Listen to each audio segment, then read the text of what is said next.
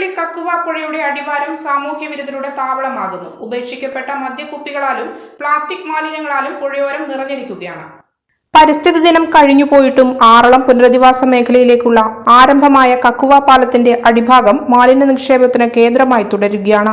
കുട്ടികൾ cricket, football തുടങ്ങിയ കായിക വിനോദങ്ങളിൽ ഏർപ്പെടുന്ന ഗ്രൗണ്ടും കനത്ത ചൂടിന് ആശ്വാസമേകി നിൽക്കുന്ന തണൽമരങ്ങളും നിറഞ്ഞ കക്കുവ പുഴയോരം ഇപ്പോൾ മാലിന്യങ്ങളാൽ വൃത്തിഹീനമായി കൊണ്ടിരിക്കുകയാണ്.